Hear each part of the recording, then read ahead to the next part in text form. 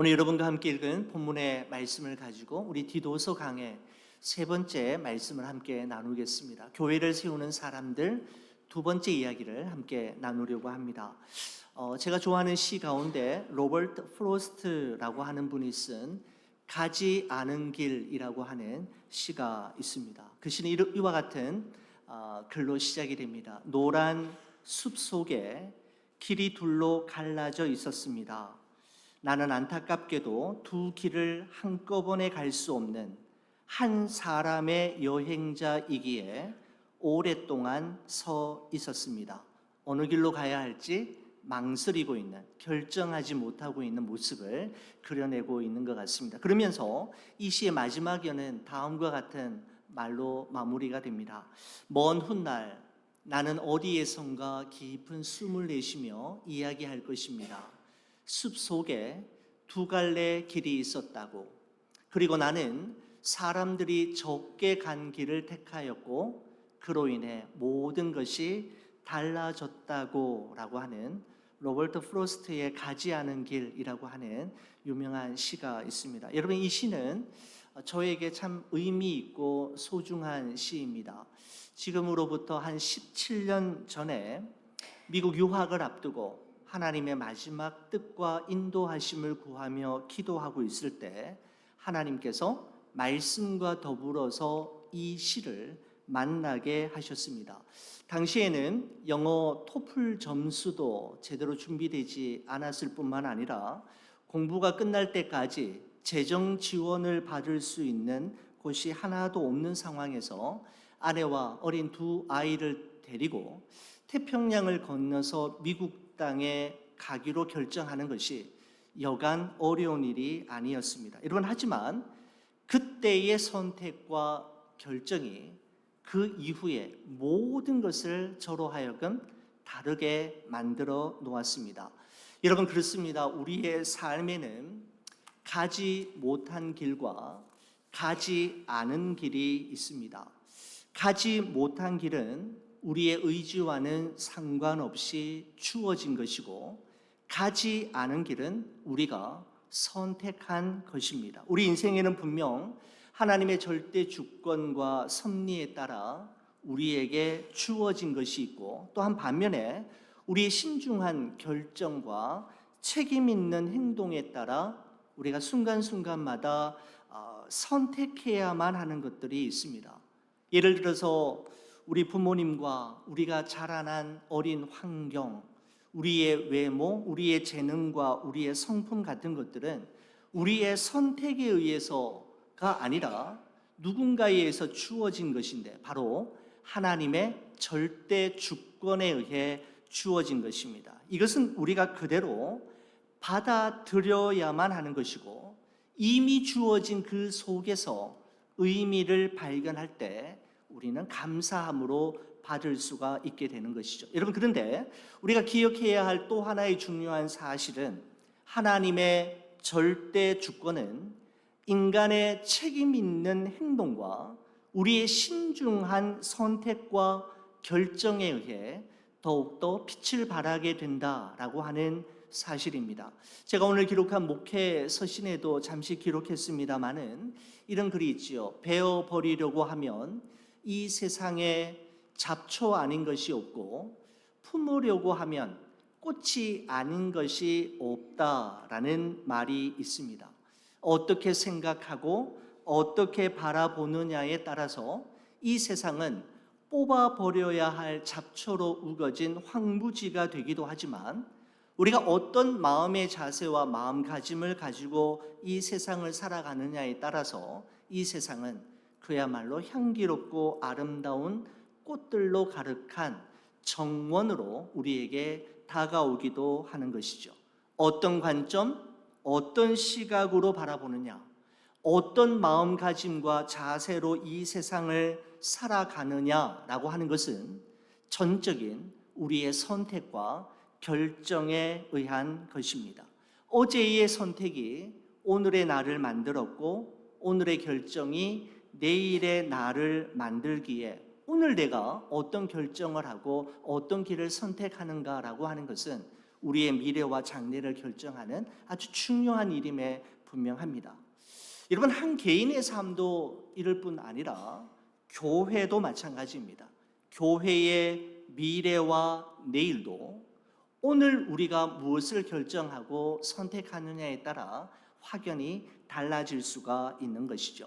사도 바울은 그레데라고 하는 섬에서 목회하는 믿음의 아들 디도에게 편지를 보내면서 내가 너를 그레데 섬에 남겨둘 수밖에 없었던 분명한 이유가 있었노라고 이야기하고 있는데, 디도서 전체의 요지라고 할 수 있는, 핵심이라고 할 수 있는 성경 구절이라고 한다면 디도서 1장 5절의 말씀이라고 할 수 있는데, 이렇게 이야기합니다.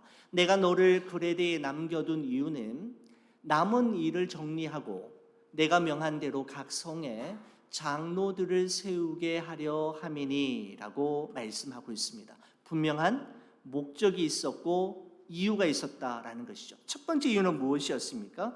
디도가 그레데 섬에 남아서 감당해야만 했던, 그리고 사도 바울이 디도를 그레데 섬에 남겨두었던 첫 번째 일은 무엇인가 하면 바로 남은 일, 사도 바울이 마저 끝내지 못한 일을 마무리 짓는 일이었습니다. 여러분, 여기서 말씀하고 있는 남은 일이라는 것은 그레데 섬에 몰래 침투해 들어온 거짓 교사들이 가르치는 다른 복음을 바로잡아서 바른 복음 위에 교회와 성도들을 든든히 세우는 것, 그것이 바로 이 디도가 그레데 섬에 남아서 감당해야 할 중요한 일이었죠. 두 번째는 무엇인가 하면 바로 장로들을 세우는 것이었습니다. 바로 교회의 영적 리더를 세우는 것이었습니다. 사도 바울은 교회의 영적 리더를 세우는 일이야말로 그 교회의 미래와 내일을 좌우하고 결정할 만큼 너무너무 중요한 일이라는 것을 잘 알고 있었기에 너무나도 신실했던 디도에게 그 일을 부탁했던 것입니다. 여러분, 그래서 여러분, 이와 같은 중요한 일들을 실행함에 있어서 사도 바울은 하나님의 절대 주권과 섭리를 인정함과 동시에 목회자로서의 신앙 양심과 소신과 책임감을 가지고 감당해야 할 영역이 있음을 인정하면서 교회를 세우는 사람들이 반드시 갖추어야 할 영적인 자질과 덕목들에 대해서 기록하였는데, 바로 그 내용들이 6절에서부터 9절까지의 말씀이었습니다. 우리 지난 2주일 동안 함께 나누었던 것을 우리가 잠깐 정리를 하면 이렇습니다. 교회를 세우는 영적 리더는 먼저 자신의 가정을 반듯하게 세울 줄 아는 사람이어야 한다라는 것이었습니다. 교회를 세우기 전에 자신의 가정을 먼저 세울 수 있는 사람만이 교회의 지도자가 될 수 있다라는 것이죠. 여러분, 6절의 말씀을 보시면 이렇습니다. 책망할 것이 없고 한 아내의 남편이며 방탕하다는 비난을 받거나 불순종하는 일이 없는 믿는 자녀를 둔 자라야 할지니라 라고 말씀하고 있습니다. 다시 말씀드리면 가장 가까운 사람인 자기 아내에게 인정받지 못하는 남편, 그리고 자기 자녀들에게 존경받지 못하는 아버지는 교회의 리더가 될 수 없다라는 것이죠. 유능한 리더로 칭송받기 전에 가족들에게 먼저 인정과 존경을 받을 수 있다면 그 사람은 이미 삶으로 검증이 된 사람이다 라고 사도 바울은 보았던 것입니다. 여러분, 이어서 사도 바울은 교회를 세우는 영적 리더에게 있어서는 안 되는 6가지 나쁜 성품들을 이야기했지 않습니까? 7절 말씀에 보면 이렇죠. 감독은 하나님의 청지기로서 책망할 것이 없고 제 고집대로 하지 아니하며 급히 분내지 아니하며 술을 즐기지 아니하며 구타하지 아니하며 더러운 이득을 탐하지 아니하며 라고 말씀하고 있습니다. 여러분, 가장 핵심적인 것은 가장 먼저 나오는 감독은 하나님의 청지기로서 책망할 것이 없고, 이게 가장 요지입니다. 그 다음에 나오는 5가지는 책망할 것이 없다라고 하는 것이 구체적으로 무엇을 의미하는지에 대해서 5가지로 언급하였던 것이죠. 자기 고집을 부리지 아니하고 분내지 아니하고 술에 중독되지 아니하며 구타 폭력을 행하지 않고 더러운 이득, 돈을 탐하지 않는 돈의 깨끗한 사람이 교회의 리더가 될 수 있다라는 것입니다. 이런 것들로부터 자신을 잘 지켜내고 자신을 잘 다스릴 수 있는 사람이야말로 교회의 리더가 될 자격이 있다라는 것이죠. 여러분, 오늘은 교회를 세우는 영적 리더들이 반드시 갖추어야 할 6가지 좋은 성품들에 대해서 이어서 함께 살펴보도록 하겠습니다. 여러분, 오늘 본문 8절의 말씀에 보면 이렇게 되어 있습니다. 오직 나그네를 대접하며 선행을 좋아하며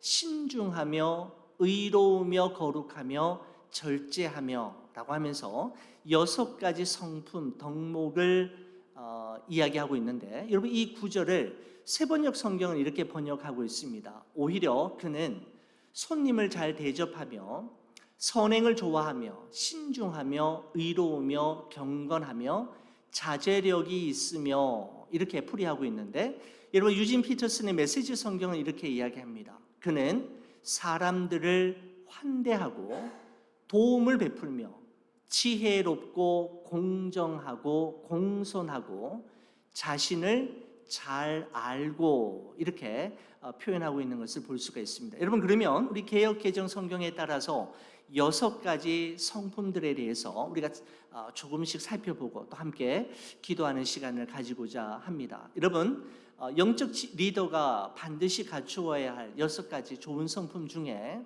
첫 번째는 무엇인가 하면 오직 나그네를 대접하며 라고 하는 것을 말씀하고 있습니다. 영어 성경에서는 hospitable이라고 하는 표현을 쓰고 있습니다. 아주 호의적인, 그리고 대접을 잘하는, 따뜻하게 반기는, 환대하는, 여러분, 그런 의미를 가지고 있지 않습니까? 그죠?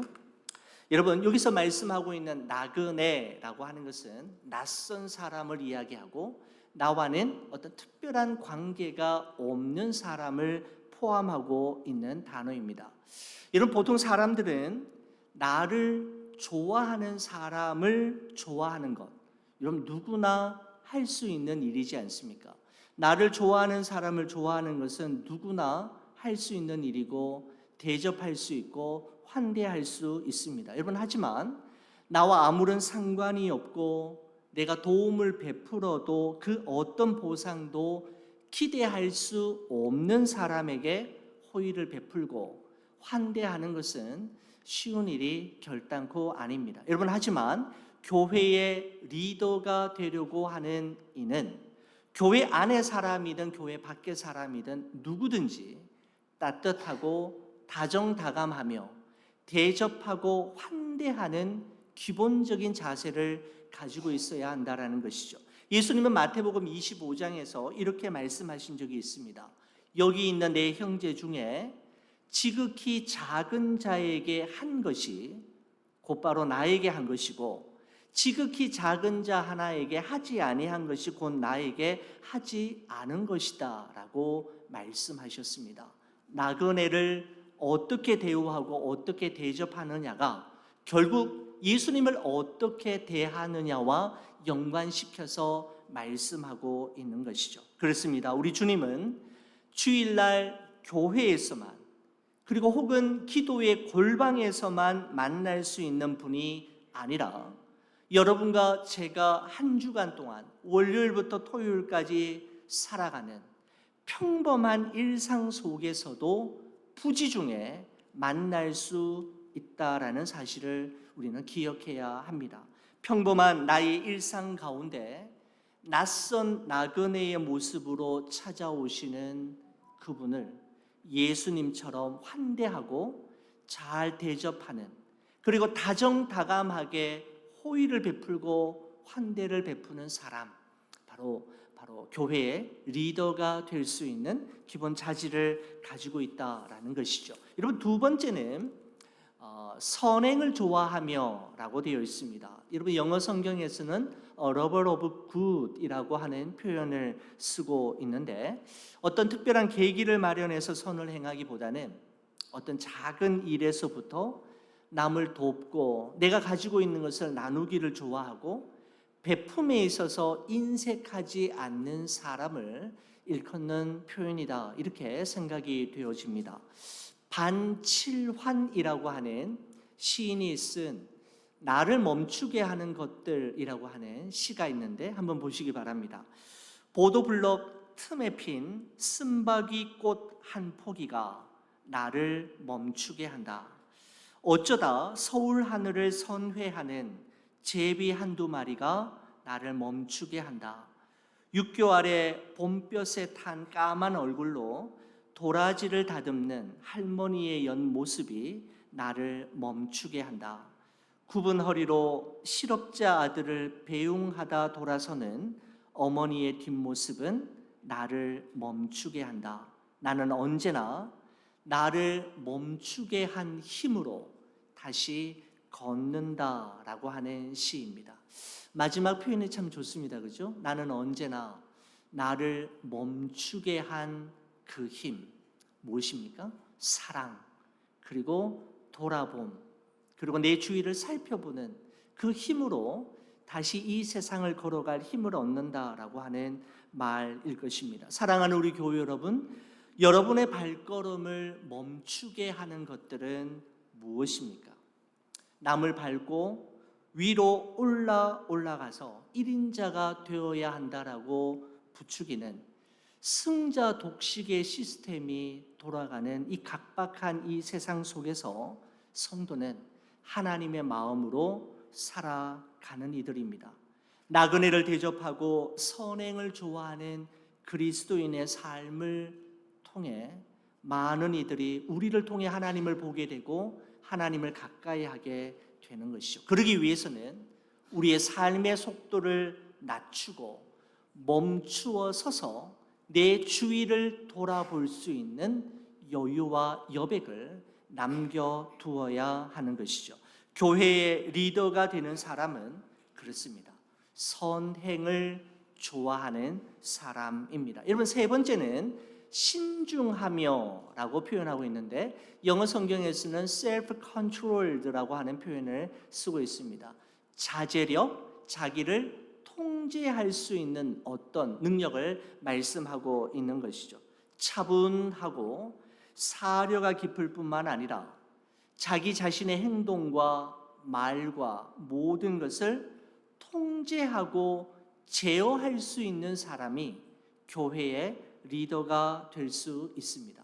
여러분, 신중한 사람은 자신에게 그렇게 할 만한 자격이나 실력이 없어서 그냥 가만히 있는 것이 아니라 얼마든지 그렇게 할 수 있음에도 불구하고 하나님의 더 큰 뜻을 이루기 위해서, 하나님의 더 큰 뜻을 그르치지 않기 위해서 참고 기다리며 자신의 힘을 제어하고 조절할 줄 아는 사람이죠. 바로 신중하기 때문입니다. 여러분, 그렇기 때문에 신중함은 비굴함이 아닙니다.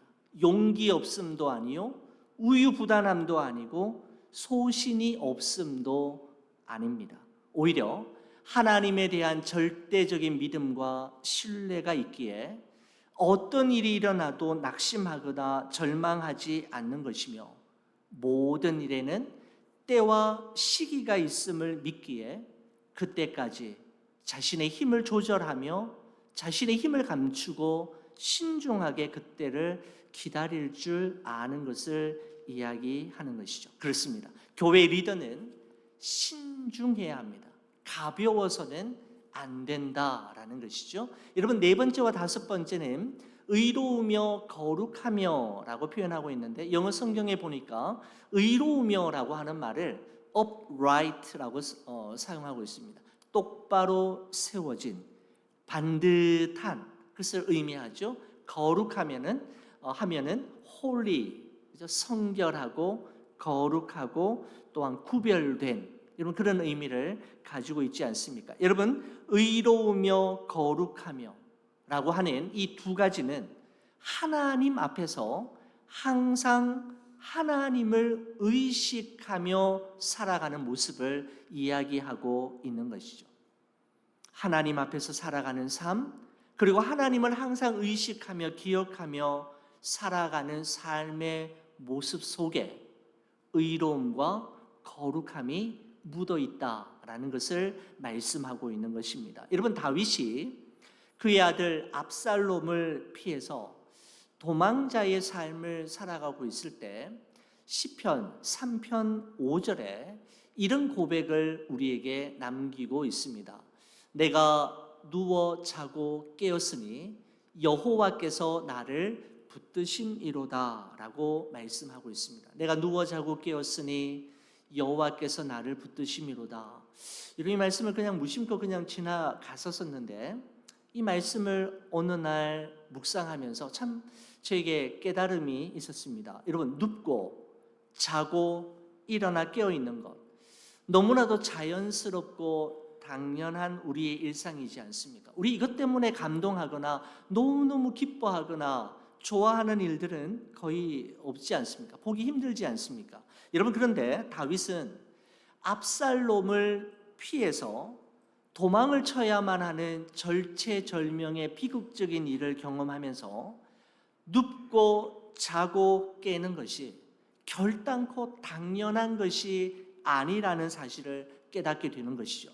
그뿐만이 아니라 내가 누울 수 있는 것도, 밤에 잘 수 있는 것도, 내가 아침에 깨어나 다시 일어날 수 있는 것도 하나님께서 나를 붙들어 주시지 아니하시면, 하나님이 나를 도와주시지 아니하시면, 하나님이 허락하시지 아니하시면 누울 수도 없고 잘 수도 없고 새로운 아침에 깨어날 수도 없다라는 사실을 다윗은 발견하게 되었던 것입니다.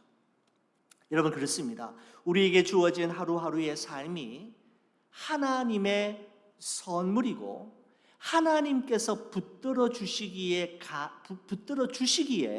가능한 삶임을 기억하며 하나님 앞에서 하나님 의식하며 살아갈 때 우리는 의롭고 거룩한 삶, 하나님 앞에 반듯하고 구별된 성도의 삶을 살아갈 수가 있게 되는 것이죠. 여러분, 마지막 것은 절제하며입니다. 영어 성경에서 보니까 disciplined라고 하는 표현을 쓰고 있습니다. 훈련된, 단련된, 여러분 그런 의미를 가지고 있지 않습니까? 여러분, 절제라고 하는 단어는 우리가 모두가 잘 알고 계시는 대로 자기 자신을 잘 다스릴 줄 아는 능력이라고 하는 지점에서 앞서 말씀드렸던 신중하며 self control라고 하는 그 단어와 결을 같이 하고 있는 성품입니다. 여러분, 특별히 이 절제라고 하는 이 단어는 성령의 9가지 열매, 그죠? 성령의 9가지 열매 중에서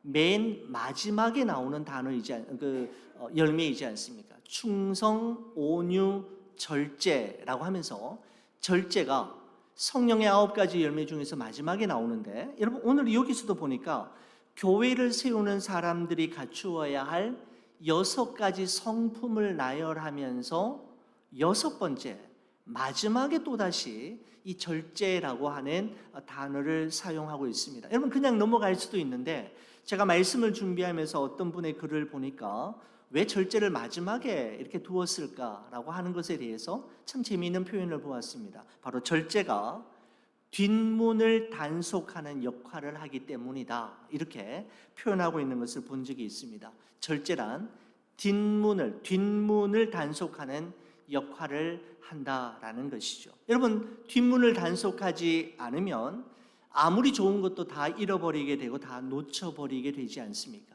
마지막 유종의 미, 우리에게 마지막으로 우리가 꼭 놓치지 말아야 할 덕목이 바로 절제라는 것이죠. 절제의 성품이 있으면 선을 넘지 않게 될 것이고 마땅히 생각할 그 이상의 것을 바라보지 않게 되는 것이죠. 바로 교회를 세우는 영적인 리더는 다른 사람을 다스리기 전에 자기 자신을 다스릴 줄 아는 절제의 사람이어야 함을 말씀하고 있습니다. 여러분, 사도 바울은 지금까지 6가지 말씀드렸지 않습니까? 교회의 영적 리더들이 반드시 갖추어야 할 6가지 좋은 성품들을 이야기하면서 여기서 끝마치지 않고 사도 바울은 우리에게 한 가지 더 언급하고 있습니다. 어쩌면 가장 중요하기 때문에 가장 마지막에 이것을 우리에게 말해주고 있는 것은 아닌가라고 하는 생각이 드는데, 여러분 그 마지막 한 가지가 9절에 나와 있습니다. 우리 9절 말씀은 저와 함께 같이 한번 읽어보도록 하겠습니다. 우리 화면을 보시고 읽으셔도 좋겠습니다. 같이 봅니다. 밑분 말씀의 가르침을 그대로 지켜야 하리니 이는 능히 바른 교훈으로 권면하고 거슬러 말하는 자들을 책망하게 하려 함이라 라고 말씀하고 있습니다. 무슨 말입니까? 교회를 이끌어가는 영적 리더는 무엇보다도 가장 중요한 것이 있다면 그것은 하나님의 말씀에 대한 온전한 신뢰와 그 말씀이 진리라는 사실을 자신의 삶으로 끊임없이 입증하며 증명하는 말씀의 사람이어야 함을 말씀하고 있는 것이죠. 여러분, 서울에 내수동 교회라고 하는 오랜 역사를 가지고 있는 교회가 있습니다. 그 내수동 교회를 목회하시고 저희 모교인 총신대학교 신학대학원에서 28년 동안 소선지서를 강해하시고 가르쳤던 박희천이라고 하는 목사님, 또 교수님이 계십니다. 그 교수님이 90세가 되었을 때 출간한 책이 있는데 내가 사랑한 성경이라고 하는 책이 있습니다. 참 재미있게 이 책을 읽었고 또 이 교수님과 이 목사님을 제가 알고 우리 학교에 또 교수님이었기 때문에 참 재미있게 보았는데 그 책에 이런 내용이 있습니다. 성경을 먹어야 성경이 나온다. 누에가 뽕잎을 먹지 않고 명주실을 낼 수 없고 은행에 예금하지 않으면 출금할 돈이 없다. 성경을 예금해 놓아야 성경을 출금할 수 있다. 성경이 들어가 있지 않으면 자꾸 다른 말이 나올 수밖에 없다. 성경이 줄줄 나올 수 있도록 매일매일 성경을 가득 채우는 삶을 살아야 한다. 내가 교인과 후배와 제자들에게 할 말은 성경을 많이 읽으세요라는 말밖에 없다라고 하는 목사님의 말이 생각이 났습니다. 90세, 일평생 동안 목회하시고 신학교 교수님으로 신학생들을 가르쳤던 교수님의 마지막 고백은 성경을 많이 읽으세요라는 말씀이었습니다. 여러분, 그래서 그분은 본인뿐만 아니라 자신이 목회하는 교회와 신학생들에게 자주 이런 말씀을 많이 하셨습니다. 하루에 시편 5편과 잠언 1장을 꼭 읽으라고 말씀하셨습니다. 여러분, 시편이 150편이잖아요. 그래서 하루에 5편씩 읽으면 한 달에 한 번 이렇게 일독하게 되고요. 잠언이 31장인데 31장 하루에 한 장씩 보시게 되면 또 한 달에 한 권을 보실 수가 있게 되는 것이죠. 그래서 그분은 다른 성경도 많이 보지만 특별히 이 땅 위 현대를 살아가는 그리스도인들에게 시편과 잠언의 말씀을 5편씩 한 장씩 꼭 볼 것을 강의 시간에도 말씀하셨고 또 목회하실 때에도 그의 성도들에게 권면하셨다고 합니다. 여러분, 그렇습니다. 우리는 어떤 문제에 직면할 때마다 성경이 우리에게 뭐라고 말씀하시는가, 성경이 우리에게 어떤 길을 보여주시고 가르쳐 주시는가에 우리는 집중해야 합니다. 내 생각은, 내 느낌은, 내가 살아보니까 누가 이렇게 이야기하던데, 예언기도 받아보고 안수기도 받아보니까 이렇게 말하던데가 아니라 하나님의 말씀인 성경이 나에게 뭐라고 말씀하시고 어떤 길을 결정하고 선택하시는 것인지 말씀하시는지에 늘 관심을 가져야 함을 말씀하고 있는 것이죠. 그러려면 성경을 많이 읽어야 하고 배워야 하고 우리의 삶으로 살아내는 훈련이 되어야 하는 것입니다. 여러분, 그렇습니다. 사도 바울은 교회의 영적 리더를 세움에 있어서 이거 하나만큼은 놓치고 싶지 않았던 것입니다. 교회 리더는 무엇보다도 성경을 사랑하고 성경 속에서 길을 찾고 성경 안에서 답을 얻는 영적인 사람이어야 함을 말하고 싶었던 것입니다.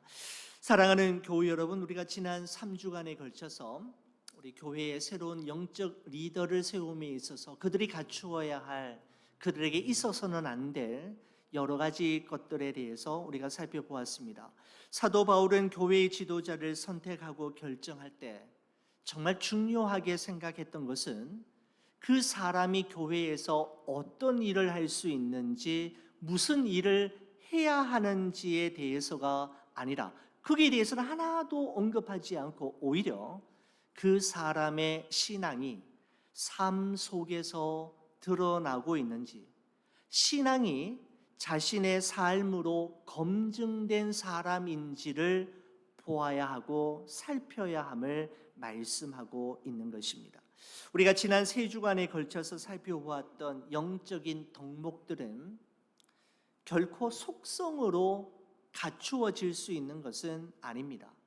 오랜 연단의 시간을 통과해야만 하고 삶 속에서 녹아지고 농축되고 숙성되는 과정을 반복한 후에만 우리에게 주어지게 되는 것이죠. 그때 우리는 굳이 보여주려고 노력하지 않아도, 애쓰지 않아도 우리의 삶 속에서 말과 행동과 우리의 애티튜드를 통해서 자연스럽게 드러나게 되는 것입니다. 그러기에 시간이 필요하고 반드시 검증의 과정을 통과해야만 하는 것입니다.